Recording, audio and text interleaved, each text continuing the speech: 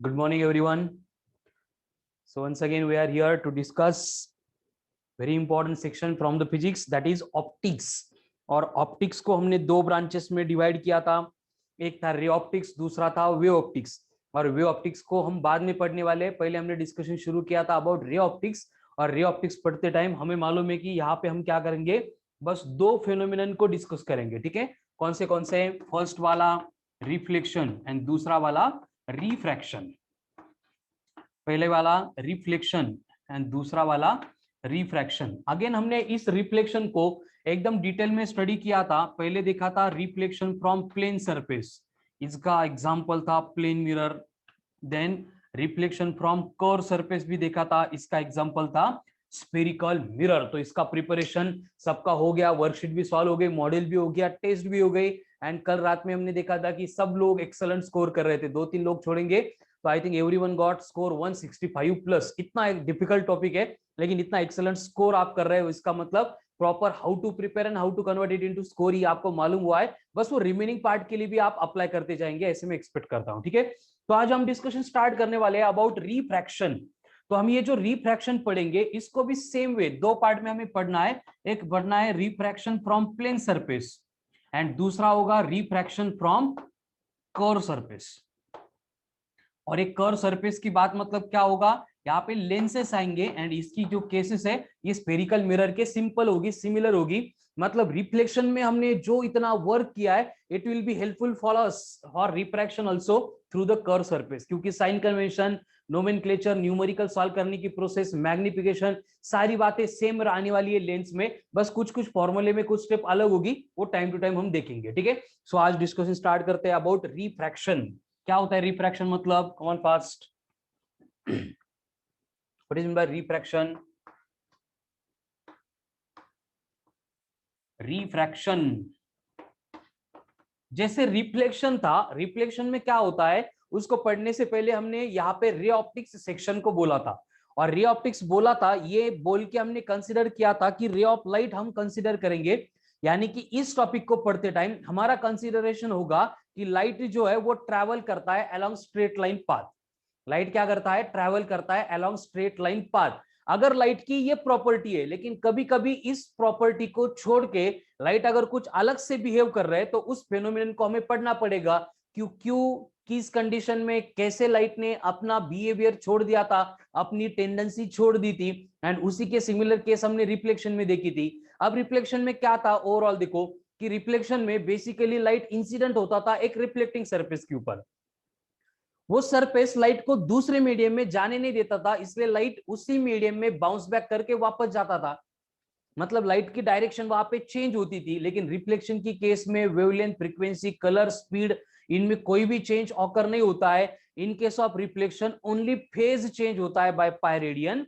उसके बाद में ओनली इंटेंसिटी जो है उसका कुछ पार्ट एब्जॉर्ब किया जाता है एंड वहां पे डायरेक्शन चेंज होती है. सिर्फ ये 3 क्वांटिटीज में रिफ्लेक्शन में चेंजेस ऑकर होते हैं.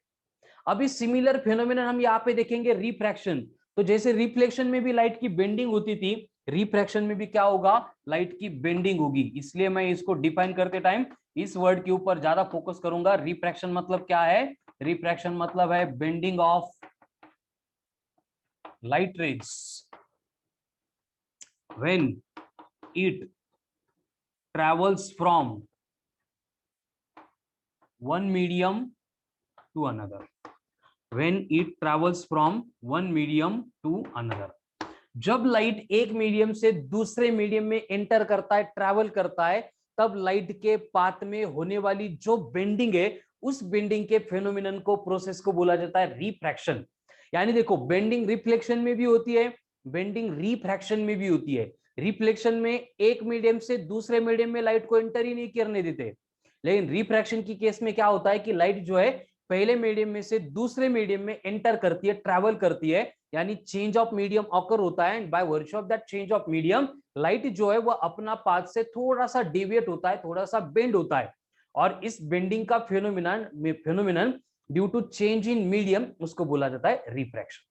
तो ये रिफ्रैक्शन कैसे होगा, उसको पढ़ने के लिए हमें क्या करना पड़ेगा फिर से.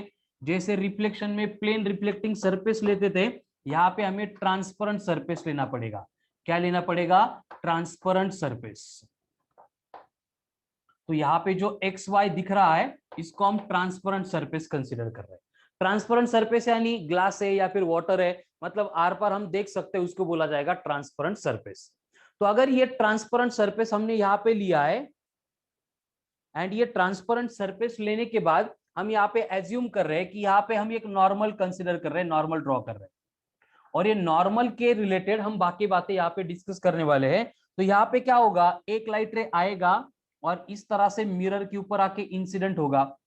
अब अगर यहाँ पे ये ट्रांसपेरेंट सरफेस अगर नहीं होता तो ये लाइट रे इसी पाथ के अलोंग ट्रैवल करता।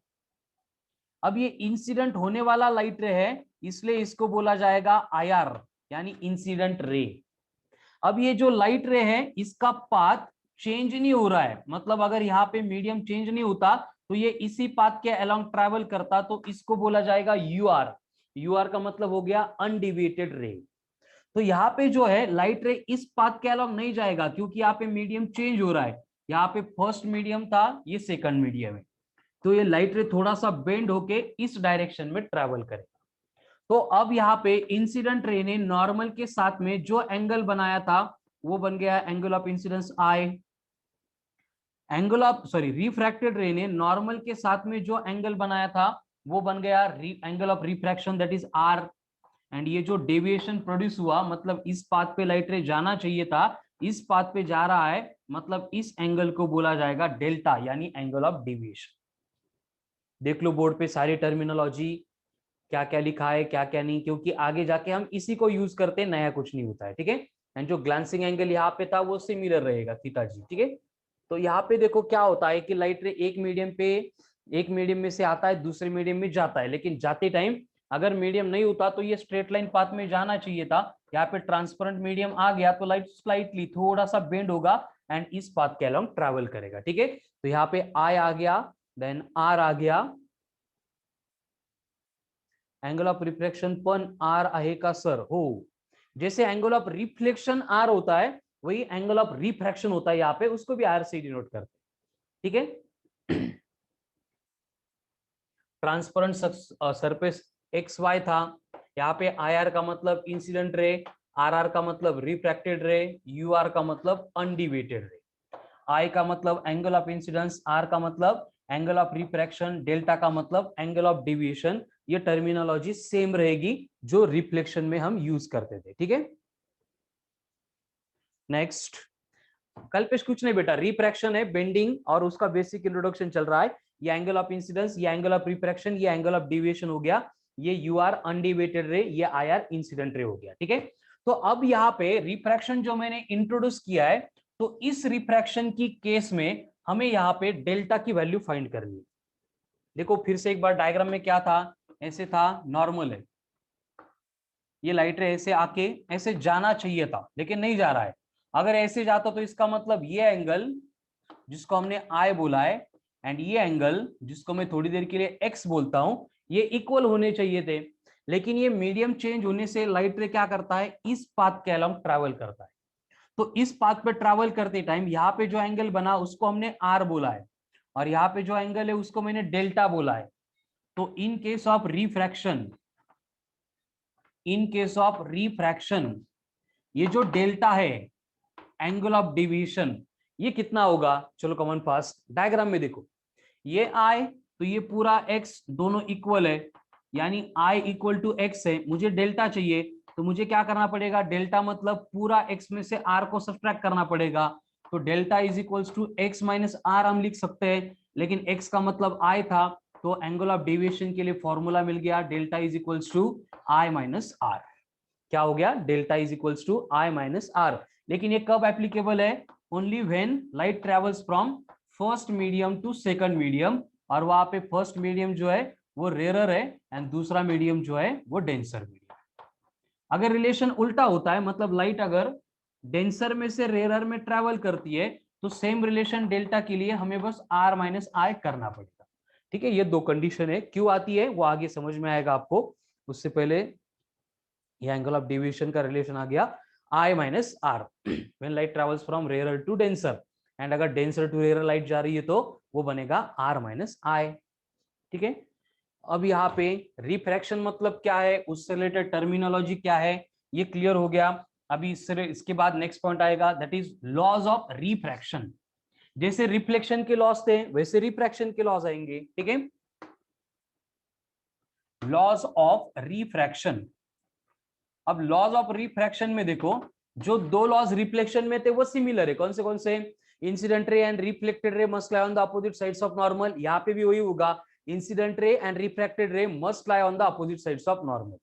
वहां पे और एक था, incident ray reflected ray and normal must lie in one plane. यहाँ पे भी क्या होगा, incident ray refracted ray and normal must lie in single plane. बस वहां पे जो I इक्वल्स टू R हुआ करता था, angle of incidence must be equal to angle of reflection, वो यहाँ पे नहीं होगा। तो यहाँ पे क्या होगा, यहाँ पे होगा स्नेल्स लॉ। क्या होगा? Snell's law. और स्नेल्स लॉ होता क्या है? स्नेल्स लॉ होता है ratio of sine of angle of incidence to the sine of angle of refraction is constant, and this constant is known as refractive index of the medium. This constant is known as refractive index of the medium. यहाँ पे जो mu दिख रहा है, mu का मतलब है refractive index of the medium. यहाँ पे आई का मतलब क्या है? आई का मतलब है एंगल ऑफ इंसिडेंस। आई का मतलब है angle of incidence. Then what is r? R का मतलब है एंगल ऑफ रिफ्रैक्शन।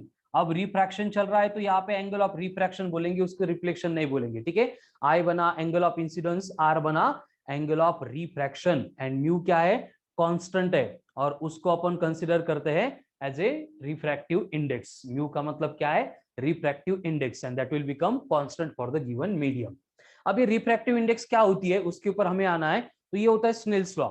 जैसे रिफ्लेक्शन में angle of incidence must be equal to angle of reflection, वो फिक्स रूल है, वो ओबे होना ही चाहिए, तभी हम उसको रिफ्लेक्शन कंसीडर करते हैं। सेम वे अगर रिफ्रैक्शन को प्रूव करना है तो ये रेशियो कांस्टेंट है, and that constant is equals to the refractive index of the medium है, ये हमें प्रूव करना पड़ता है। मतलब स्नेल्स लॉ मस्ट है, कंपलसरी है to study the refraction of light, ठीक है। चलो अब ये रिफ्रैक्टिव इंडेक्स क्या होती है उसके ऊपर आते हैं। रिफ्रैक्टिव इंडेक्स सबसे इंपॉर्टेंट पॉइंट है related to refraction. Refraction related कोई भी क्वेश्चन सॉल्व करते टाइम हमें इसका यूज करना ही पड़ता है, रिफ्रैक्टिव इंडेक्स। अब ये रिफ्रैक्टिव इंडेक्स होती क्या है? चलो कॉमन फास्ट, कितने लोगों को मालूम है एक बार देख लेते हैं, बोलो मुझे भी क्या क्या आंसर्स आते हैं, विल चेक इट। इंडेक्स क्या होता है in simple words? Refractive index होता है light bending ability of the medium. Light bending ability of the medium. क्या है रिफ्रैक्टिव इंडेक्स? मतलब यह है light bending ability of the medium. मतलब गिवन मीडियम जो है वो लाइट को कितना बेंड कर सकता है, ये मीडियम का कांस्टेंट है। जैसे हम इलेक्ट्रोस्टैटिक्स पढ़ते थे, इलेक्ट्रोस्टैटिक्स में हर एक मीडियम के लिए कांस्टेंट था इप्सिलॉन, और ये इप्सिलॉन की मीनिंग थी परमिटिविटी। और ये क्या डिफाइन करता था कि गिवन मीडियम इलेक्ट्रिक फील्ड में कितनी एनर्जी स्टोर कर सकता है, या फिर given medium electric lines of force को पास होने के लिए कितना अलाउ करता है, ये मीडियम की प्रॉपर्टी डिफाइन करने वाला कांस्टेंट था। उसी तरह से हमने म्यू देखा था मैग्नेटिक्स में, और ये म्यू का मतलब मैग्नेटिक्स में क्या था, वही जो इलेक्ट्रोस्टैटिक्स में इप्सिलॉन का था। मतलब गिवन मीडियम कितनी energy in terms of magnetic field store कर सकता है, या फिर कितने मैग्नेटिक लाइंस ऑफ फोर्स को पास होने के लिए अलाउ कर सकता है। वही सिमिलर केस यहाँ पे है। रिफ्रैक्टिव इंडेक्स मतलब ये रिलेटेड टू ऑप्टिक्स वाला कांस्टेंट है मीडियम का, जो डिफाइन करेगा कि लाइट जो है मीडियम में से पास होते टाइम कितनी बेंड होगी। जैसे कि फॉर एग्जांपल क्या है, देखो कि हम अर्थ पे है, अर्थ पे एटमॉस्फेयर है, एटमॉस्फेयर है मतलब एयर है। इस एयर के बियॉन्ड जहां से सनलाइट आ रही है वहां पे कुछ भी नहीं है, मतलब वैक्यूम है। तो होता क्या है, देखो पहले लाइट वैक्यूम में से एयर में आती है, मतलब मीडियम चेंज हो गया, तो लाइट की क्या होती है, स्लाइटली बेंडिंग हो जाती है। या फिर और सिंपल एग्जांपल, कोई अगर ग्लास लेंगे ट्रांसपेरेंट, उसमें पानी भर देंगे, एक 5 रुपीज का कॉइन है, उसको हाथ में देखेंगे, कॉइन को ग्लास के अंदर डाल देंगे। तो कल भी ये बातें डिस्कस की थी कि कॉइन जब ग्लास में चला जाता है ऐसे लगता है कि उसकी शेप चेंज हो गया, ऐसे कॉन्ट्रैक्ट हो गया, वाकड़ा तिकड़ा हो गया, ऐसे दिखता है हमें। या फिर कोई स्ट्रीक है, उसको हमने एयर में देखा फिर वाटर में डिप कर दिया, तो वाटर में डिप करने के बाद हमें अपियर होता है, ऑब्जर्व होता है कि वहां पे शेप थोड़ी सी बेंड हो गई है या फिर वो कॉन्ट्रैक्ट हो गई है। बाहर निकालेंगे तो शेप फिर से एज इट इज है। पानी में डालने के बाद शेप चेंज होती है क्या? शेप चेंज नहीं होती, वो फिजिकल कंडीशन है, इट रिमेन्स कांस्टेंट। बाहर जैसी थी अंदर भी वैसी है, लेकिन उस पानी की, उस वाटर की लाइट बेंड करने की एबिलिटी एयर से डिफरेंट है। मतलब वाटर की रिफ्रैक्टिव इंडेक्स एयर के रिफ्रैक्टिव इंडेक्स से डिफरेंट है। इसलिए लाइट जब एयर में से वाटर में या फिर वाटर में से एयर में ट्रांसफर होते हैं तब उनकी जो बेंडिंग है वो डिफरेंट होती है, इसलिए हमें जो अपीयरेंस होता है वो भी चेंज होता है। इतना सिमिलर पार्ट है। तो रिफ्रैक्टिव इंडेक्स मतलब क्या है? मटेरियल मीडियम का कांस्टेंट, जो क्या डिफाइन करेगा? Ability to bend the light. Light कितना बेंड होगा थ्रू द गिवन मीडियम, ये एक्सप्लेन करेगा कौन? ये रिफ्रैक्टिव इंडेक्स। ठीक है, तो ये रिफ्रैक्टिव इंडेक्स मतलब क्या है? Light bending ability of the medium है। फिर अगर हमें इसको डिफाइन ही करना है तो नंबर ऑफ वेज से हम डिफाइन कर सकते हैं। जैसे कि देखो, ये सरफेस है ट्रांसपेरेंट मीडियम का, यहाँ पे फर्स्ट मीडियम है, यहाँ पे सेकंड मीडियम है। फर्स्ट मीडियम में मतलब इसके लिए स्पीड लाइट की c1 है, यहाँ पे लाइट की वेवलेंथ λ1 है। ठीक है, एंड यहाँ पे रिफ्रैक्टिव इंडेक्स μ1 है। उसी तरह से सेकंड मीडियम में लाइट की स्पीड c2 है, वेवलेंथ λ2 है, एंड रिफ्रैक्टिव इंडेक्स क्या है? μ2 है। तो यहाँ पे अगर मैं कोई नॉर्मल ड्रॉ करूंगा, जैसे कि nn डैश है, तो यहाँ पे अगर लाइट इंसिडेंट हो गई, एंगल ऑफ इंसिडेंस बना I, तो यहाँ पे लाइट इस पाथ पे जाने का छोड़ के ऐसे बेंड होके इस डायरेक्शन में ट्रैवल करेगी, तो ये एंगल बनेगा angle of refraction, that is R। तो अगर मुझे रिफ्रैक्टिव इंडेक्स को डिफाइन करना है तो मेरे पास दो रिफ्रैक्टिव इंडेक्स होती है। एक होती है एब्सोल्यूट रिफ्रैक्टिव इंडेक्स एंड दूसरी होती है relative refractive index. Relative and absolute. अब एब्सोल्यूट एंड रिलेटिव, इनका मतलब क्या है? देखो कि अगर हम किसी भी मीडियम की रिफ्रैक्टिव इंडेक्स कंपेयर कर रहे हैं, कंपेयर क्यों करेंगे? क्योंकि लाइट ट्रैवल करेगा एक मीडियम में से दूसरे मीडियम में। तो इस तरह से अगर हम वहां पे रिफ्रैक्टिव इंडेक्स कैलकुलेट कर रहे हैं, एंड रिफ्रैक्टिव इंडेक्स कैलकुलेट करते टाइम अगर ये फर्स्ट मीडियम है, वो हमेशा से एक तो एयर नहीं तो वैक्यूम है, कंपल्सरी। ये दोनों मीडियम जो हम यहाँ पे देख रहे हैं रिफ्रैक्शन होते टाइम, यहाँ पे अगर फर्स्ट मीडियम एक तो एयर है नहीं तो वैक्यूम है, तो उस केस में ये दूसरे मीडियम की जो भी रिफ्रैक्टिव इंडेक्स होगी उसको बोला जाएगा एब्सोल्यूट रिफ्रैक्टिव इंडेक्स। एंड अगर यहाँ पे जो फर्स्ट मीडियम है ये एयर और वैक्यूम इन दोनों को छोड़ के है, मतलब इन दोनों को छोड़ के कोई भी मीडियम है पहला वाला, एंड दूसरा वाला अगेन दूसरा मीडियम है, तो उस केस में जो रिफ्रैक्टिव इंडेक्स आती है वो रिलेटिव रिफ्रैक्टिव इंडेक्स है। अब यहाँ पे कंडीशन क्या है? देखो कि ये जो रिफ्रैक्टिव इंडेक्स होती है ये 1 है। किसके लिए? फॉर एयर के लिए। Refractive index is 1 for air. And ये जो रिफ्रैक्टिव इंडेक्स है ये 1.003 है, सॉरी ये वैक्यूम के लिए, एंड 1.003 है फॉर एयर। लेकिन ये 0.003 से कोई फर्क नहीं पड़ता है, इसलिए हम mu is equals to 1 consider करते हैं, फिर वो एयर हो या फिर वैक्यूम हो। एयर के लिए या फिर वैक्यूम के लिए रिफ्रैक्टिव इंडेक्स कितनी है? 1 है। For air as well as vacuum refractive index of the medium is 1। ये कंपल्सरी कंफर्म है, फिक्स है, इसमें कोई चेंज ऑकर नहीं होगा। अब कंडीशन क्या होती है? देखो अगर यहाँ पे लाइट फर्स्ट मीडियम में से दूसरे मीडियम में जा रहा है, मतलब दोनों मीडियम की यहाँ पे रिफ्रैक्टिव इंडेक्स एक दूसरे के साथ कनेक्ट हो रही है, तो इसको इस तरह से लिखते हैं, और इसका मतलब होता है μ21। इसको रीड करते हैं कि refractive index of second medium with respect to first medium, refractive index of second medium with respect to first medium. And इसको कैलकुलेट करने के लिए फॉर्मूला होता है refractive index of second medium upon refractive index of first medium, μ2 upon μ1। ठीक है, एकदम basic बातें चल रही है रिलेटिव टू रिफ्रैक्टिव इंडेक्स, जो बोर्ड पे लिखा है। एक बार क्लियर हो रहा है क्या? देख लो, हो गया।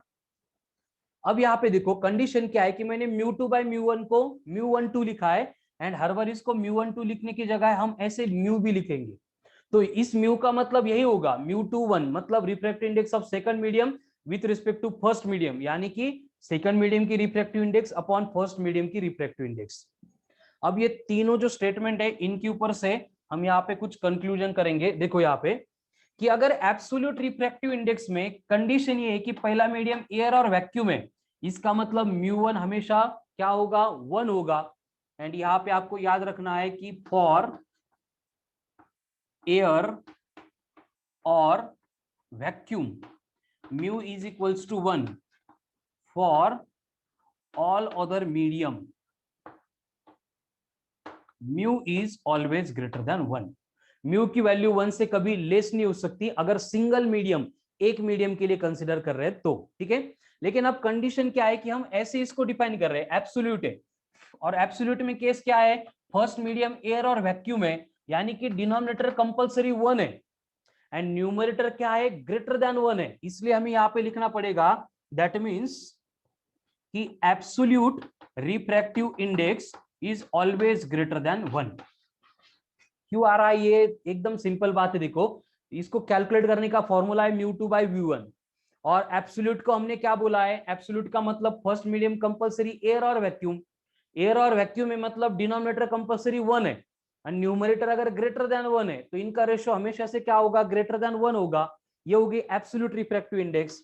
लेकिन अगर हम रिलेटिव रिफ्रैक्टिव इंडेक्स की बात कर रहे हैं तो रिलेटिव रिफ्रैक्टिव इंडेक्स में ये म्यू वन छोड़ के कुछ भी हो सकता है, यानी कि इनका जो रेशियो है इट में बी, मतलब ये रिलेटिव रिफ्रैक्टिव इंडेक्स जो है जिसको मैं म्यू बोल रहा हूं, इट में बी ग्रेटर देन 1, इट में बी लेस देन 1 और इट में बी इक्वल टू 1। ये 1 हो सकती है, 1 से कम भी हो सकती है, 1 से ग्रेटर भी हो सकती है, ठीक है। थ्योरेटिकल क्वेश्चंस आपको कंफ्यूज कर सकते हैं इससे रिलेटेड। तो रिफ्रैक्टिव इंडेक्स जो है, एब्सोल्यूट मतलब एक मीडियम की अकेला है तो, एंड रिलेटिव मतलब दूसरा कोई मीडियम वहां पे एग्जिस्ट है तो, वो मीडियम लेकिन एयर छोड़ के चाहिए, तो उस केस में उसकी वैल्यू ग्रेटर देन 1 भी होगी, लेस देन 1 भी होगी और इक्वल टू 1 भी होगी, ठीक है। तो ये हो गया basic introduction of refractive index. और ये रिफ्रैक्टिव इंडेक्स जो है वो वेवलेंथ के ऊपर कैसे डिपेंड करती है, इससे रिलेटेड सबसे पहले एक्सप्लेनेशन हमें दिया था एक साइंटिस्ट ने, असं काहीतरी नाव होतं त्याचं, और एक कॉचीज रिलेशन इस तरह से था, mu is equals to mu not plus a upon lambda का square, where mu not and a are constants जो गिवन होते हैं। तो इस तरह से लैम्बडा के वेरिएशन के अकॉर्डिंग यहाँ पे म्यू में क्या होता है, वेरिएशन होता है, ठीक है। तो हम यहाँ पे रिफ्रैक्टिव इंडेक्स का ये फॉर्मूला यूज कर सकते हैं। अगर ए म्यू नॉट गिवन है, लैम्बडा गिवन है, तो अगर हमने स्नेल्स लॉ को यूज किया तो म्यू के लिए हमें sine i upon sine r ये फॉर्मूला मिल गया। अगर हम रिलेटिव रिफ्रैक्टिव इंडेक्स का फॉर्मूला यूज करेंगे तो हम mu two by mu one करके भी रिफ्रैक्टिव इंडेक्स कैलकुलेट कर सकते हैं। अगर हम स्पीड से इसको कनेक्ट करेंगे तो क्या होगा, म्यू इज इक्वल्स टू होता है C1 अपॉन C2, मतलब speed of light in first medium upon speed of light in second medium. Then again mu is equals to होता है लैम्बडा 1 अपॉन लैम्बडा 2, यानी wavelength of light in first medium upon wavelength of light in second medium. इसका और एक formula है mu is equals to 1 upon sine of IC, mu is equals to tan of IP। अब ये IC and IP क्या है, अभी बस लिस्ट आउट करो फॉर्मूला, इसके बाद में जैसे पॉइंट आएगा मैं उसको वहां पे एक्सप्लेन करूंगा। यहाँ पे देखो C1 एंड C2 का मतलब क्या हो गया, speed in first and second medium. Lambda 1 and lambda 2 का मतलब क्या हो गया, wavelength in first and second medium. IC का मतलब होता है क्रिटिकल एंगल, इसके ऊपर हम डिस्कस करने वाले हैं थोड़ी देर में, ठीक है। तब तक इसको क्रिटिकल एंगल याद करो। IP का मतलब होता है पोलराइजिंग एंगल, जिसको अपन वे ऑप्टिक्स में डिस्कस तो करते हैं लेकिन ये सेम फॉर्मूला हमें यहाँ पे भी यूज करना पड़ता है, ठीक है। देन म्यू टू का मतलब मालूम है, refractive index of second medium. Mu one का मतलब refractive index of first medium, ठीक है। एक्सट्रीमली इंपॉर्टेंट फॉर्मूला है related to refractive index. To calculate refractive index इतने सारे फॉर्मूले हमारे पास है, लेकिन यहाँ पे आपको एक बात याद रखनी है कि in case of refraction, in case of refraction, refraction की केस में लाइट की स्पीड है, लाइट की डायरेक्शन है, लाइट की वेवलेंथ है, लाइट की इंटेंसिटी है, ये सारी बातें चेंज होती है, ये सारी बातें चेंज होती है। अगर कोई कांस्टेंट रहता है तो वो है फ्रीक्वेंसी। फ्रीक्वेंसी क्या होती है, ऑलवेज कांस्टेंट होती है, फ्रीक्वेंसी क्या होती है, ऑलवेज कांस्टेंट होती है। तो on refraction frequency remains constant, और इसीलिए हम क्या करते हैं, c is equals to nu into lambda, therefore nu is equals to c by lambda. ये रिलेशन हम फ्रीक्वेंसी का, वेव का एंड वेवलेंथ का एंड स्पीड का, ये मतलब रिफ्रैक्टिव इंडेक्स कैलकुलेट करने के लिए हम इसको यूज करते हैं, यूज करना पड़ता है, ठीक है। तो अभी हमने देखा कि mu two upon mu one is equals to c1 upon c2 is equals to λ1 upon λ2, इस तरह का रिलेशन है। यानी refractive index of given medium is inversely proportional to speed है, refractive index is inversely proportional to 1 upon lambda है। Extremely important relation है, देखो refractive index and speed की dependency, refractive index and wavelength की dependency, they are inversely proportional with each other, ऐसे उनकी relationship होती है, ठीक है। So this is all about basic, एकदम basic introduction of refractive index. अब ये बेसिक इंट्रोडक्शन हो गया रिफ्रैक्टिव इंडेक्स का। अब यहाँ पे थोड़ी और डिटेल में बातें कर लेते हैं कि कंडीशन क्या होती है। देखो इस तरह से है कि म्यू इक्वल टू होता है sine i upon sine r, लेकिन ये म्यू का मतलब क्या होता है, म्यू का मतलब होता है म्यू2 अपॉन म्यू1। अभी डिस्कस किया है उसके अकॉर्डिंग मैंने लिखा है। इसको और सिंप्लीफाई करूंगा तो मुझे यहाँ पे रिलेशन मिलता है mu not into sine of i is equals to mu two into sine of r, यानी कि mu into sine theta is equals to constant है। एंड यही एक्चुअल में स्नेल्स लॉ था, जो हम पढ़ते हैं वो उसका सिंप्लीफाइड फॉर्म है, और स्नेल ने जो बोला था वो ओरिजिनल फॉर्म ये था, क्या था ये, कि product of refractive index and sine of the angle of the medium is constant। And जब भी आप एमसीक्यू सॉल्व करेंगे related to angle of incidence, angle of refraction and mu, तो यही वाला फॉर्मेट यूज करेंगे तो बहुत कम स्टेप में आपका आंसर आएगा, ठीक है। कि product of refractive index of the given medium and sine of the angle in that medium always remains constant, that is mu into sine theta constant. अब देखो म्यू1 का मतलब पहला मीडियम, तो पहले मीडियम का एंगल ऑफ इंसिडेंस होता है, इसलिए साइन आई लिया। म्यू2 का मतलब दूसरा वाला मीडियम, तो दूसरे मीडियम में एंगल मतलब एंगल ऑफ रिफ्रैक्शन होता है, इसलिए साइन आर लिया। अब इस रिलेशन से या फिर इस रिलेशन से हम कंक्लूड कर सकते हैं कि इफ म्यू2 इज ग्रेटर देन म्यू1, अब म्यू2 म्यू1 से ग्रेटर है, इसका मतलब क्या हो रहा है, इसका मतलब ये हो रहा है कि light is travelling from rarer medium to denser medium. ध्यान से देखो, light is travelling from rarer medium to denser medium, इसलिए म्यू2 ग्रेटर है म्यू1 से। एंड अगर म्यू2 ग्रेटर देन म्यू1 है तो इसका मतलब क्या होगा, म्यू2 ग्रेटर देन म्यू1 है, इसका मतलब क्या होगा कि sine i upon sine r, इनका जो रेशो आएगा, ये अगर ग्रेटर देन 1 है तो इनका जो रेशो आएगा वो भी क्या होगा, ग्रेटर देन 1 होगा।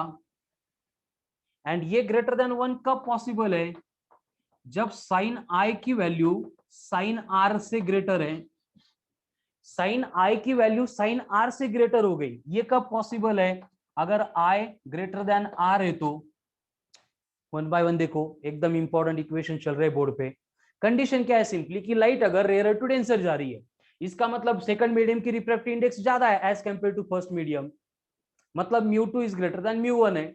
एंड ऐसा अगर है mu two is greater than mu one है, तो इसका मतलब sine i upon sine r, इनका रेशियो जो म्यू था वो भी ग्रेटर देन 1 होगा। ये कब होगा, अगर साइन आई साइन आर से ग्रेटर है, डिनोमिनेटर से न्यूमरेटर बड़ा है तो। एंड साइन की केस है, ये कब होगा, I is greater then are है तो। ये क्लियर है कि यहां तक बोलो एक बार।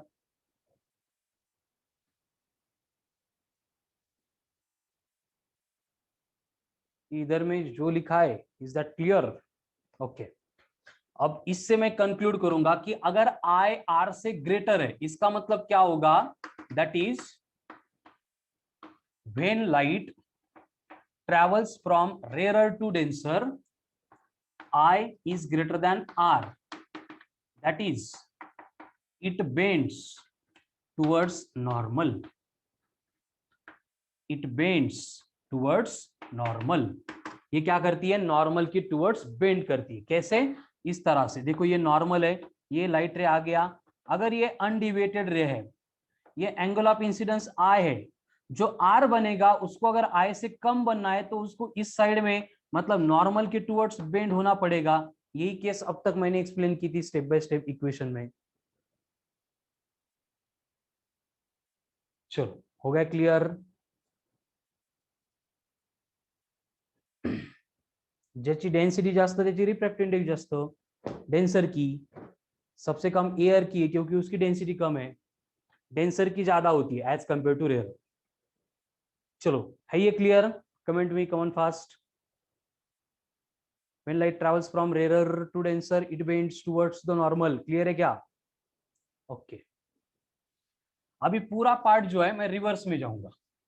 मतलब क्या होगा देखो, कि अगर लाइट ट्रैवल कर रहा है फ्रॉम डेंसर टू रेरर, अब क्या होगा, अब म्यू1 इज ग्रेटर देन म्यू2 होगा। डेंसर टू रेरर जा रहा है ना, तो म्यू1 इज ग्रेटर देन म्यू2 होगा। अगर म्यू1 ग्रेटर देन म्यू2 है तो इसका मतलब ये म्यू2 बाय म्यू1 का रेशो ये लेस देन 1 आएगा।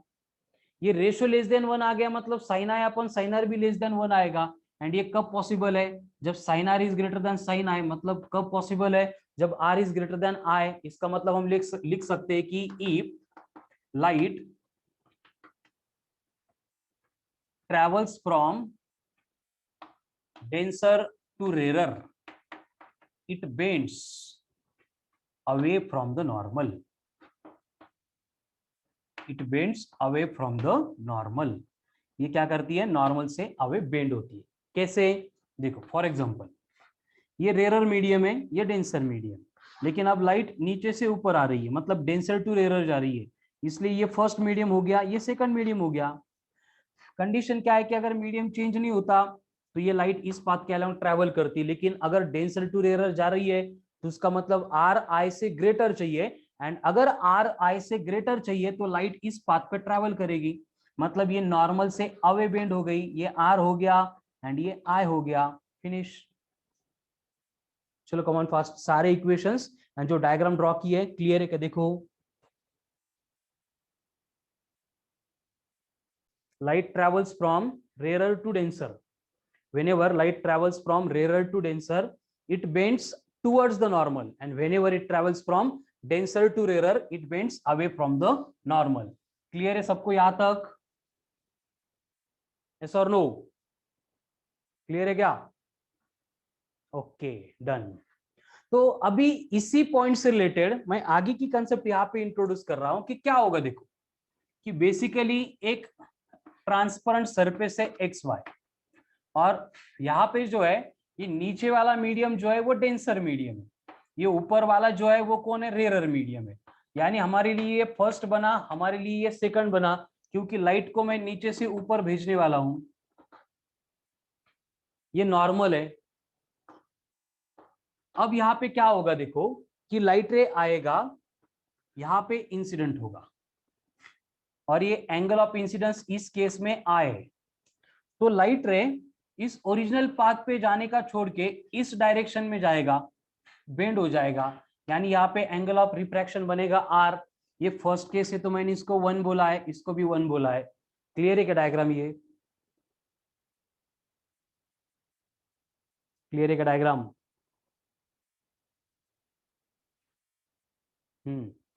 अब अगर मैं थोड़ा सा एंगल ऑफ इंसिडेंस और बढ़ाऊंगा, मतलब सेकंड केस में ये अगर मैंने I2 किया तो लाइट की बेंडिंग और बढ़ेगी, और लाइट क्या करेगा, बेंड होके इस डायरेक्शन में ट्रैवल करेगा। अब की केस में एंगल ऑफ रिफ्रैक्शन R2 हो जाएगा। यानी कि जैसे जैसे मैं एंगल ऑफ इंसिडेंस बढ़ाता जा रहा हूं, एंगल ऑफ रिफ्रैक्शन बढ़ता जा रहा है, यानी कि लाइट की बेंडिंग बढ़ती जा रही है। तो ऐसे करने के बाद एक सिचुएशन मुझे ऐसी मिलेगी जब ये एंगल ऑफ इंसिडेंस इस तरह से होगा, इसको मैं I3 बोल रहा हूं, कि ये रिफ्रैक्शन लाइट का जो है वो अलोंग द सरफेस, सरफेस के अलोंग लाइट ट्रैवल करेगा। यानी कि यहाँ पे जो R3 एंगल ऑफ रिफ्रैक्शन बनेगा वो एग्जैक्टली 90 डिग्री हो जाएगा। वो एग्जैक्टली क्या हो जाएगा, 90 डिग्री हो जाएगा। एंड अगर ये एंगल ऑफ रिफ्रैक्शन 90 डिग्री हो गया तो उस केस में जो एंगल ऑफ इंसिडेंस था उसको हम बोलेंगे एज ए क्रिटिकल एंगल। देखो समझ में आ रहा है क्या बोर्ड पे मैंने क्या ड्रॉ किया कि देखो when light travels from denser to rarer it bends away from the normal. तो slightly step by step number of step में हम एंगल ऑफ इंसिडेंस बढ़ाते जाएंगे, एंगल ऑफ रिफ्रैक्शन बढ़ता जाएगा। एक कंडीशन, एक सिचुएशन ऐसी आएगी कि एंगल ऑफ रिफ्रैक्शन डायरेक्ट 90 बनेगा, मतलब it will travel along the surface, it will travel along the surface, and उस टाइम पे जो एंगल ऑफ इंसिडेंस होगा that is known as critical angle. तो ये क्रिटिकल एंगल मतलब क्या है? क्रिटिकल एंगल मतलब क्या है? आईसी, इसका नोटेशन होता है IC, i for angle of incidence, c for critical. क्या है क्रिटिकल एंगल? कि when light travels from denser medium to rare medium, जब लाइट ट्रैवल करती है from denser medium to rare medium, angle of incidence, angle of incidence at which angle of refraction becomes 90 degree. क्या angle of critical angle मतलब? Compulsory condition है कि light जब travel करेगी from denser to rare, उस case में ऐसा angle of incidence जहां पे एंगल ऑफ रिफ्रैक्शन 90 बनेगा। अरे नालायक, हे आयसी आहे ना क्रिटिकल एंगल, तुला दिसत नाही का? झोपला की तो प्रणव झोपेत आन्सर देतोय का? ये क्रिटिकल एंगल है ना। क्या डायग्राम में देखो कि basically when light travels from denser medium to rare medium, angle of incidence at which angle of refraction becomes 90 degree. तो उस केस में जो एंगल ऑफ इंसिडेंस होगा उसको बोला जाता है क्रिटिकल एंगल। डायग्राम में भी शो किया है, स्टेटमेंट में भी लिख के दिया है। Is that clear? Comment fast. चलो है क्या क्लियर? कमेंट करो। ओके तो अब यहां पे देखो, मैं अगर रिफ्रैक्टिव इंडेक्स का रिलेशन यूज करूंगा, अब रिफ्रैक्टिव इंडेक्स के रिलेशन में क्या है कि μ2 अपॉन μ1 इज इक्वल्स टू होता है sine i upon sine r. अब ये बहुत बार लिखा है, इसमें कंफ्यूजन नहीं होगा, सीधा स्नेल्स लॉ है। अब कंडीशन क्या है कि ये μ2 मतलब रेयर मीडियम है जिसको यूजुअली हम एयर कंसीडर करते हैं, तो उसकी वैल्यू 1 आएगी, तो ये बनेगा 1 upon mu equal to sine of i का मतलब आईसी है, आर मतलब 90 है, अपॉन बनेगा साइन ऑफ 90। बट साइन 90 तो 1 होता है, यानी इसका सिंप्लीफिकेशन क्या होगा? इसका सिंप्लीफिकेशन होगा mu equals to 1 upon sine of IC. यही फॉर्मूला मैंने लिख के दिया था। मतलब रिफ्रैक्टिव इंडेक्स अगर कैलकुलेट करनी है, क्रिटिकल एंगल अगर गिवन है, तो हम क्या करेंगे? Mu equal to 1 upon sine IC करेंगे। एंड सेम रिलेशन से अगर मुझे आईसी चाहिए, रिफ्रैक्टिव इंडेक्स दिया है, तो इसकी रीअरेंजमेंट करके ये फॉर्मूला बनेगा sine inverse of 1 upon mu. I c बनेगा sine inverse of 1 upon mu. ये हो गया critical angle in terms of refractive index and refractive index in terms of critical angle. Is that clear? ठीक है, clear? हो गया फिर क्रिटिकल एंगल। अब ये क्रिटिकल एंगल के बाद में इससे रिलेटेड जो सबसे इंपॉर्टेंट कंसेप्ट है वो मैं यहाँ पे इंट्रोड्यूस करने वाला हूं, that is total internal reflection. अब टोटल इंटरनल रिफ्लेक्शन में क्या होता है? देखो कि जैसे कि ये सरफेस है एक्स वाई, ये नॉर्मल है। अभी हमने देखा था कि लाइट रे अगर इस एंगल से यहाँ पे इंसिडेंस हो गया आईसी, तो लाइट रे सरफेस के अलोंग ट्रैवल करता है। ये अभी अभी डिस्कस किया था, इसमें नया कुछ भी नहीं। लेकिन अगर मैं यहाँ पे एंगल ऑफ इंसिडेंस को और थोड़ा बढ़ा दूं, ये आई बना दूं, और ये आई कितना बना? ग्रेटर देन क्रिटिकल एंगल बना, तो उस केस में होगा क्या? पहले तो ये 90 डिग्री था, अब 90 डिग्री से कम नहीं होगा क्योंकि उसको नॉर्मल से अवे जाना है। इसलिए लाइट रे ये दूसरे मीडियम में, मतलब ये रेयर मीडियम में जाने का छोड़ के, ये रेयर मीडियम में जाने का छोड़ के इसी मीडियम में वापस आता है। मतलब देखो हमें करना था रिफ्रैक्शन, हो गया रिफ्लेक्शन, लेकिन ये कैसे हो गया? इंटरनल हो गया, तो इसको बोला जाता है TIR, टोटल इंटरनल रिफ्लेक्शन। तो जो फेनोमिनन बोर्ड पे दिख रहा है ये बना TIR, that is total internal reflection.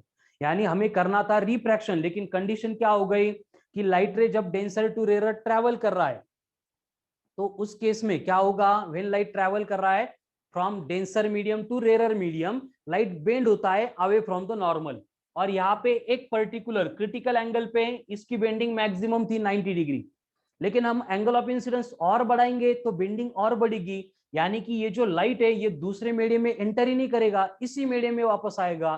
तो अगर यहाँ पे दो मीडियम के इंटरफेस पे मतलब ट्रांसपेरेंट सरफेस पे लाइट इंसिडेंट होने के बाद भी अगर लाइट सेम मीडियम में आ रही है तो ये रिफ्लेक्शन नहीं होगा, टोटल इंटरनल रिफ्लेक्शन होगा। ठीक है, एंड ये टोटल इंटरनल रिफ्लेक्शन का एडवांटेज क्या होता है, यहाँ पे 100% इंटेंसिटी जो है वो कंजर्व होती है, यानी कांस्टेंट होती है। नॉर्मल रिफ्लेक्शन में इंटेंसिटी एब्जॉर्ब की जाती है, लेकिन जब TIR होता है, टोटल इंटरनल रिफ्लेक्शन होता है, उस केस में ये इंटेंसिटी कांस्टेंट रहती है। इसलिए ऑप्टिकल फाइबर जैसे इंपॉर्टेंट मतलब एप्लीकेशन में हम नॉर्मल रिफ्लेक्शन को छोड़ के टोटल नॉर्मल रिफ्लेक्शन वहां पे यूज करते, यूटिलाइज करते। ठीक है, तो देखो basically TIR total internal reflection मतलब क्या है कि when light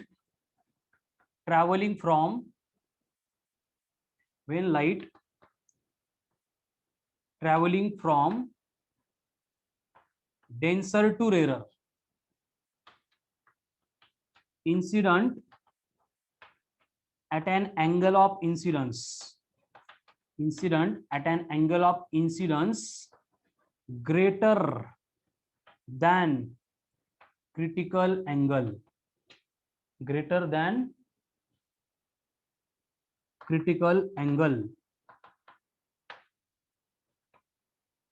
whole light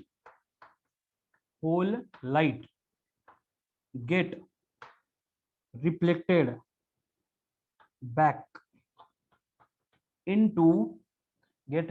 back into same medium। इसको बोला जाता है TIR, टोटल इंटरनल रिफ्लेक्शन। ध्यान से देखो, ठीक है, क्या है कि whenever light travels from denser to rare medium incident at an angle of incidence which is greater than critical angle, तो उस केस में क्या होता है, होल लाइट, टोटल लाइट जो है सेम मीडियम में रिफ्लेक्ट, टोटल लाइट जो है रिफ्लेक्ट होती है, एंड इस फेनोमेनन को बोला जाता है TI या R, यानी टोटल इंटरनल रिफ्लेक्शन। ठीक है, यस भाग्यश्री, तो ये हो गया टोटल इंटरनल रिफ्लेक्शन। एंड इस टोटल इंटरनल रिफ्लेक्शन को होने के लिए दो कंडीशंस रिक्वायर्ड है, लाइट को ट्रैवल होना पड़ेगा from denser to rare and angle of incidence must be greater than critical angle. ठीक है, ये सिचुएशन, ये दो कंडीशन अगर मेंटेन है तभी क्या होगा, TIR होगा, टोटल इंटरनल रिफ्लेक्शन होगा। अभी इसके वेरियस एप्लीकेशन है, रोड पे मिरेज फॉर्मेशन होता है ना, वो मृगजळ म्हणतो ना, काय उन्हाळ्यामध्ये झळ्या दिसतात, that is the application of TIR। Then optical fibre है, that is the application of TIR।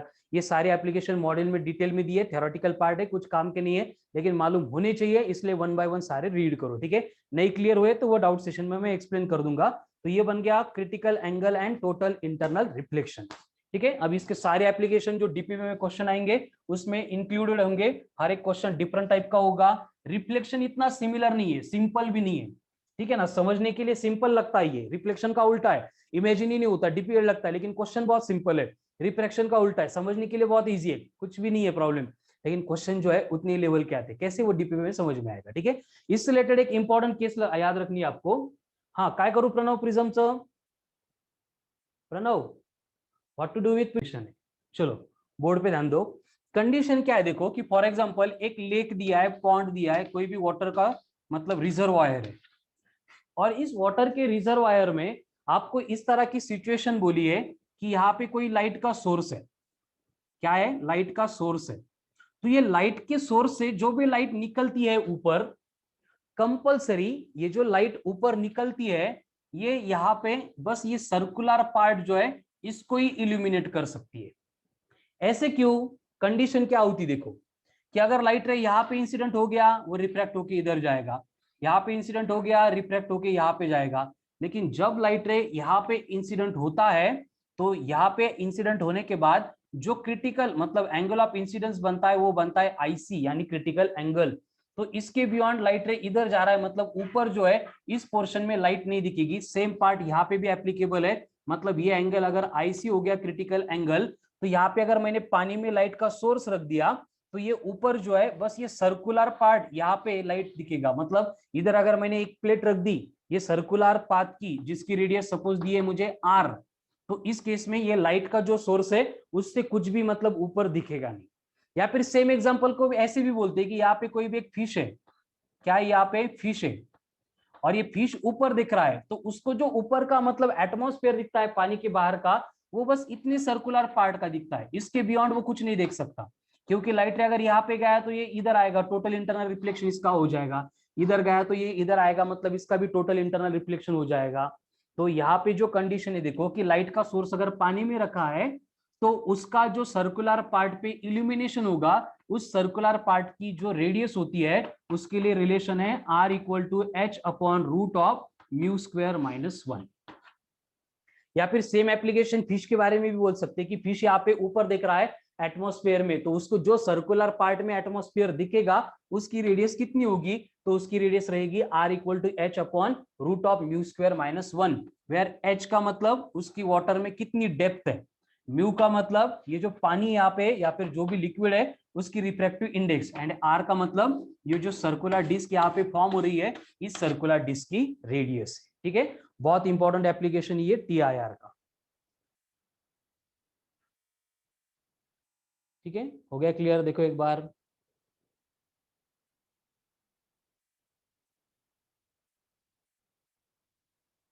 So this is all about total internal reflection and critical angle. ठीक है, तो बेसिकली बेसिक इंट्रोडक्शन में इतना ही पार्ट है, लेकिन जो इसके सारे बाकी की पेंडिंग एप्लीकेशन है वो डीपीपी में आने वाले हैं, क्वेश्चन सॉल्व करते टाइम वो आपको क्लियर हो जाएंगे। ठीक है, तो आज हमने बस रिफ्रैक्शन को इंट्रोड्यूस किया है, रिफ्रैक्शन को इंट्रोड्यूस करके हमने रिफ्रैक्टिव इंडेक्स को इंट्रोड्यूस किया।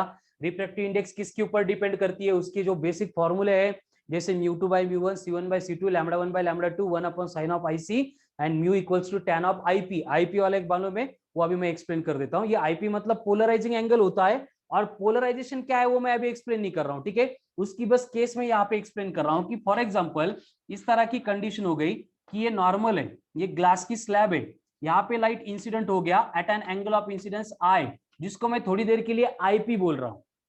तो होगा क्या, देखो अगर ये ट्रांसपेरेंट सरफेस है तो पार्ट ऑफ लाइट यहाँ पे रिफ्रैक्ट होगी एंड पार्ट ऑफ लाइट जो है यहाँ पे रिफ्लेक्ट होगी। ये कौन है, रिफ्लेक्टेड लाइट है, ये कौन है, रिफ्रैक्टेड लाइट है। अगर ऐसी सिचुएशन में बोला जा रहा है कि रिफ्लेक्टेड एंड रिफ्रैक्टेड रे जो है वो एक दूसरे को नॉर्मल है, तो उस केस में इस मीडियम की जो रिफ्रैक्टिव इंडेक्स है वो हम कैलकुलेट करते हैं by using tan of IP. इसके ऊपर आज क्वेश्चन आने वाले हैं, इसलिए ये फॉर्मूला याद करो। एंड ये कब अप्लाई होगा, when reflected and refracted rays becomes perpendicular to each other. ऐसे अगर रिफ्लेक्टेड एंड रिफ्रैक्टेड रेज में एंगल 90 डिग्री बनता है तो वहां पे mu equals to tan of IP हमें लेना पड़ेगा। ठीक है, कहां से आ गई ये tan ऑफ आईपी, देखो म्यू का फॉर्मूला क्या है, sine i upon sine r. अब डायग्राम में मुझे आर चाहिए, मतलब ये एंगल चाहिए। ठीक है, बट इसके लिए कंडीशन क्या है, देखो कि अगर मैं यहाँ पे नॉर्मल कंसिडर करूंगा तो ये नॉर्मल का टोटल एंगल 180 है, लेकिन ये 180 में से देखो क्या हो रहा है, एक इधर जा रहा है जो आई आर इक्वल होते मतलब ये आई है, ये इधर आ रहा है मतलब ये 90 है, एंड जो अब यहाँ पे बचा वो आर है। मतलब मैं ऐसे लिख सकता हूं कि 180 is equals to 90 plus i plus r. 90 इधर आएगा तो 180 माइनस 90, 90 माइनस आई, तो आर बना 90 माइनस आई, एंड ये आर को 90 माइनस आई लिख देंगे तो यहाँ पे जो म्यू का रिलेशन है ये म्यू इक्वल्स टू बनेगा sine i upon sine of 90 minus i, क्योंकि आर मतलब 90 माइनस आई था, but sine of 90 minus theta is cos theta, तो ये बनता है mu of sine i upon cos of i. Sine i cos i मतलब tan I, but I को मैंने आईपी बोला था इसलिए म्यू बन गया tan of I. Extremely important, बहुत बार इसके ऊपर क्वेश्चन आके गया नीट में, क्योंकि ये यहाँ पे भी लगता है। वे ऑप्टिक्स में भी हम पोलराइजेशन पढ़ते हैं, वहां पे ब्रूस्टर्स लॉ आता है, यही ब्रूस्टर्स लॉ है, बस वो पोलराइजेशन पढ़ाने के बाद इंट्रोड्यूस होता है, बाकी कुछ भी उसमें डिफरेंट केस नहीं है। ठीक है, उसी तरह से रिफ्रैक्शन में और एक इंपॉर्टेंट केस आती है एपरेंट शिफ्ट की। एपरेंट शिफ्ट की, अब ये एपरेंट शिफ्ट मतलब क्या होता है कि बेसिकली फॉर एग्जांपल इस तरह का एक ग्लास का स्लैब है, और इस क्या ग्लास के स्लैब में यहाँ पे जो है कोई ऑब्जेक्ट रखा है, तो ये ऑब्जेक्ट जहां पे रखा है यहां से लाइट रे निकलता है और ये स्ट्रेट लाइन यहाँ पे इंसिडेंट होता है, लेकिन ये ऊपर डेंसर मतलब ये डेंसर मीडियम है एंड ये ऊपर का रेयरर मीडियम है। तो अगर ऑब्जेक्ट प्लेस किया है इन डेंसर मीडियम, ठीक है, ये ऑब्जेक्ट है, ओ बोला है मैंने उसको, तो होता क्या है, लाइट बेंड होके इस तरह से ट्रैवल करती है इस डायरेक्शन में। लेकिन अगर हमें इसकी इमेज चाहिए तो मैं इसको बैकवर्ड प्रोड्यूस करूंगा और मुझे जो है इमेज यहां पे दिखाई देती है। मतलब क्या होता है, मतलब ये होता है कि when object is placed in denser medium and seen through rarer medium, it appears to be closed. Mirror में लिखा होता है ना ग्लास के, objects are closer than they appear, ठीक है। तो बेसिकली उसी तरह की केस होती है कि यहाँ पे ऑब्जेक्ट था लेकिन ऐसे अपीयर होता है कि वो वहां पे, जैसे ग्लास में कॉइन डाल दिया, बाहर से देखेंगे तो वो नीचे दिखता है, ऊपर से देखेंगे तो और ऊपर आ रहा है, ऐसे दिखता है। मतलब ऐसे देख रहे हैं तो वो बॉटम में दिख रहा है, लेकिन ऐसे देखेंगे ऐसे लगता है बॉटम से थोड़ा ऊपर आ गया। क्यों होता है, क्योंकि लाइट रे इस तरह से बेंड होते हैं, तो ऑब्जेक्ट यहाँ पे था, उसकी इमेज यहाँ पे फॉर्म होती है, तो इसको बोला जाता है shift, lateral shift, normal shift. और यहाँ पे बेसिकली जो एक्चुअल रियल डेप्थ है, रियल डेप्थ है वो अगर आपको एच दी है ऑब्जेक्ट की, एंड यहाँ पे जो एपरेंट डेप्थ है वो अगर आपको एच डैश दी है, यहां से ये इमेज की एच डैश, ठीक है, तो उस केस में ये एपरेंट डेप्थ यानी h dash is equals to होता है एच बाय म्यू। क्या होता है, h by mu, h by mu where h is the real depth and mu is the refractive index of the medium। Extremely important formula है, इसके ऊपर भी बहुत सारे क्वेश्चंस आने वाले हैं, ठीक है। आईपी इंसिडेंट एंगल घ्यायचं असतं, बरोबर है। ये एपरेंट डेप्थ हो गई, एंड एपरेंट डेप्थ के साथ में अगर मुझे शिफ्ट चाहिए, यहाँ पे ओ से आई में जो शिफ्ट हो गई, तो ये शिफ्ट कितनी बनेगी, h minus h dash, and इसको अगर सिंप्लीफाई करेंगे तो ये आएगा h in bracket 1 minus 1 upon mu, h in bracket 1 minus 1 upon mu, ठीक है। एपरेंट डेप्थ होती है h बाय म्यू, कब, when object is seen from rare medium when placed in denser medium, और ये शिफ्ट आती है h in bracket 1 minus 1 by mu वाली, ठीक है। अब इसी तरह की सिचुएशन होगी, बस सिचुएशन में क्या करेंगे हम, अब हम ऑब्जेक्ट को रखेंगे रेयर मीडियम में एंड उसको देखेंगे थ्रू डेंसर मीडियम में, तो क्या होगा, थोड़ा सा उल्टा हो जाएगा, यानी कि when object is placed, when object is placed in rarer medium and seen through denser medium, then it appears away, जहां पे है उससे अवे वो appear होता है, ठीक है। एंड वो कितना अवे appear होगा, तो उसके लिए कंडीशन है कि जो एपरेंट डेप्थ है वो हमें मिलती है h into mu, where h का मतलब क्या है, जो भी रियल डेप्थ थी, एंड म्यू का मतलब refractive index of the given medium. And इस पर्टिकुलर केस में जो शिफ्ट आएगी वो शिफ्ट होती है h in bracket mu minus 1, ठीक है। अब इसका नेचुरल एग्जांपल हम देखने वाले हैं, उससे पहले स्क्रीनशॉट ले लो। मतलब कितना सिंपल है, देखो कि बेसिकली क्या है कि अगर हम रेयर ऑब्जेक्ट मतलब रेयर मीडियम में से डेंसर मीडियम में कोई ऑब्जेक्ट देख रहे हैं तो वो क्लोज अपीयर होता है, एंड डेंसर में से जब रेयर को देख रहे हैं तो वो क्या होता है, अवे अपीयर होता है। एंड वो कितना क्लोज एंड कितना अवे है, देखो हम क्या करेंगे, कंपलसरी h को, h मतलब एक्चुअल रियल डेप्थ, म्यू से एक बार मल्टीप्लाई करेंगे, एक बार डिवाइड करेंगे। तो कंडीशन क्या है कि मल्टीप्लाई करने से h की वैल्यू बढ़ जाएगी, डिवाइड करने से h की वैल्यू कम हो जाएगी। हमें मालूम है कि ऑब्जेक्ट अगर डेंसर में था तो h कम होता है, इसलिए डिवाइड किया करेंगे। जब ऑब्जेक्ट रेयर में रखा जाता है तो h की वैल्यू बढ़नी चाहिए, इसलिए मल्टीप्लाई करेंगे। एकदम इंपॉर्टेंट स्टेटमेंट है, इतना सिंप्लीफाइड मतलब ये एक्सप्लेन हो चुका है, बस क्वेश्चन सॉल्व करते टाइम इसको ठीक से अप्लाई करना है। अब इसका एप्लीकेशन कहां पे होता है, देखो कि बेसिकली जब कोई भी बर्ड है वो हवा में है और बर्ड क्या कर रहा है, पानी में फिश है उसको देख रहा है, ठीक है। शिफ्ट क्या है, दिख रहा नहीं, वेरी गुड। शिफ्ट है h इन ब्रैकेट μ-1। अब दिख रहा है। अब देखो सेम कंडीशन का एक एग्जांपल से दोनों भी पार्ट में क्लियर कर देता हूं कि फॉर एग्जांपल ऐसे पानी है और पानी में यहां पे फिश है, एज्यूम करो ये फिश है और ये फिश जो है वो y इतने डेप्थ पे है एंड इस मीडियम के लिए रिफ्रैक्टिव इंडेक्स है म्यू। अब यहां से ऊपर एक बर्ड है,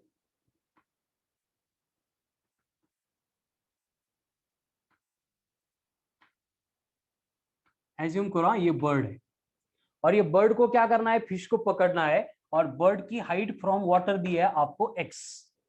तो कंडीशन क्या होगी यहां पे कि बर्ड एंड फिश इनके बिटवीन जो एक्चुअल डिस्टेंस है, जो एक्चुअल डिस्टेंस है वो कितना है, x प्लस वाई इतना है। लेकिन यहाँ पे मीडियम चेंज हो रहा है, इसलिए जो डिस्टेंस मतलब जब बर्ड फिश को देखेगा तब डिफरेंट रहेगा, जब फिश बर्ड को देखेगा तब डिफरेंट रहेगा। अब कंडीशन क्या है, देखो बर्ड रेयरर में है, फिश डेंसर में है, इसलिए बर्ड को अपेयर होगा फिश क्लोजर। लेकिन फिश कहां पे है, वाटर में, बर्ड कहां पे, रेयरर में। तो ये बर्ड सॉरी फिश को बर्ड कहां पे अपेयर होगा, अवे। इसलिए क्या होता है, ये फिश का कैलकुलेशन गलत हो जाता है। उसको लगता है बर्ड बहुत ऊपर है, उसको आने के लिए बहुत ज्यादा टाइम लगेगा और ये क्या करता है अपनी पोजीशन से फिर जब भी मूव होना है तो उसके अकॉर्डिंग मूव होता है जो उसको अपियर हो रहा है। लेकिन रियलिटी तो कुछ डिफरेंट है, इसलिए हर बार बर्ड जो है वो फिश को पानी में घुस के पकड़ने के लिए एबल होता है। ये नेचर की अरेंजमेंट है बेटा, जैसे एनिमल्स बिहेवियर ऑफ वाटर होता है उसी तरह से ये भी नेचर की एडजस्टमेंट है, अरेंजमेंट है। क्योंकि फिश बर्ड अगर फिश को खाएंगे तो जिंदा बचेंगे, इसलिए उनको खाने को आना चाहिए, इसलिए लाइट यहां से बेंड होता है एंड इस तरह से हमें ये अपीयरेंस चेंज होता है। अब बोलो जब बर्ड फिश को दिख रहा है तो क्या होगा, ये एक्स तो चेंज नहीं होगा, अपने अपने मीडियम का सेम रहेगा, प्लस ये y जो है ये फिश को थोड़ा सा क्लोज अपियर होगा, मतलब ये बनेगा y बाय म्यू। जब फिश बर्ड को देखेगा तब क्या होगा, तब जो है ये x सेम रहेगा लेकिन ये म्यू इंटू वाई बनेगा, ठीक है। इस तरह से मतलब डेंसर में से रेयरर देख रहे हैं तो वो अवे अपियर होता है, रेयरर में से डेंसर में देख रहे हैं तो वो क्लोजर अपियर होता है, ठीक है। इस तरह की ये रिफ्रैक्शन की वजह से शिफ्ट्स होती है, ठीक है। तो ये फर्स्ट लेक्चर था, इंट्रोडक्शन था अबाउट रिफ्रैक्शन